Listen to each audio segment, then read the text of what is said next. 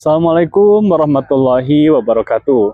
Sahabat insan kamil, dalam kehidupan kita sebagai manusia yang diberikan kelebihan akal pikiran dibandingkan dengan makhluk Allah yang lainnya, maka sudah seharusnya manusia melakukan ikhtiar yang maksimal. Tapi apakah manusia hanya bergantung kepada akal pikirannya saja? Manusia yang hanya bergantung kepada akal pikirannya saja untuk mengarungi kehidupan di alam dunia ini, pasti dan pastinya dia akan tersesat. Karena apa? Karena akal pikiran manusia adalah terbatas kemampuannya. Pikiran manusia bukan segala sesuatunya. Dia hanya mengetahui, dia hanya bisa menganalisis, dia hanya bisa berpikir sesuai dengan batasan kemampuannya. Banyak hal yang tidak bisa dia pikirkan, banyak hal yang tidak bisa dia analisa, banyak hal yang tidak bisa dicarikan solusinya. Apakah manusia bisa berpikir terhadap benda-benda yang tidak pernah dilihatnya? Apakah manusia bisa berpikir terhadap benda-benda yang tidak pernah didengarnya? Apakah manusia bisa terpikirkan akan sesuatu hal yang belum pernah sampai kepadanya? Tentunya manusia tidak bisa memikirkan apa yang belum pernah datang kepadanya. Ini menunjukkan bahwa ada keterbatasan manusia terhadap kemampuan berpikir. Maka sudah selayaknya manusia tidak bergantung kepada akal pikirannya semata. Karena pemikiran setiap orang, setiap individu akan berbeda dalam menyikapi satu hal. Sehingga kebenaran untuk si A itu bukan berarti kebenaran untuk si B. Kebenaran untuk si C bukan kebenaran untuk A dan B. Sehingga ini adalah sesuatu yang nisbi, sesuatu yang relatif.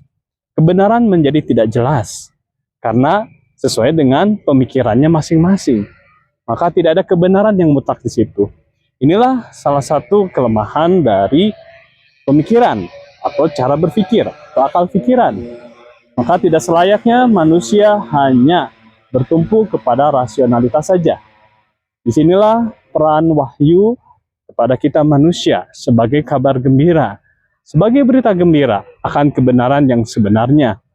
Manusia yang berpegang teguh kepada wahyu sesuai dengan rasionalitas manusia untuk mencerna ayat-ayat yang sampai kepadanya dan berpegang teguh kepadanya, bukan hanya berdasarkan pemikiran semata, tapi dengan juga berdasarkan kepada keyakinan terhadap hal-hal yang tidak bisa difikirkan karena keterbatasannya, maka kebenaran ini adalah kebenaran yang mutlak.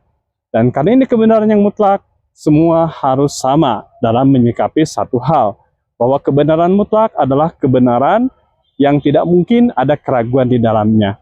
Dengan kebenaran inilah manusia akan berada di atas jalan yang lurus. Manusia akan berada di atas jalan yang benar, yang akan menyampaikan kepada tujuan yang sebenarnya dari kehidupan manusia di alam dunia ini. Maka untuk itu, janganlah kita hanya bergantung kepada rasionalitas semata, bukan hanya kepada kemampuan berpikir semata, tapi kita sebagai manusia sangat membutuhkan bimbingan wahyu. Dengan wahyu inilah manusia dapat menggantungkan kebenaran yang sebenarnya, kebenaran yang hakiki, kebenaran yang pasti, bukan kebenaran yang relatif, bukan kebenaran yang nisbi, tapi kebenaran yang sebenar-benarnya, kebenaran yang tidak ada keraguan di dalamnya.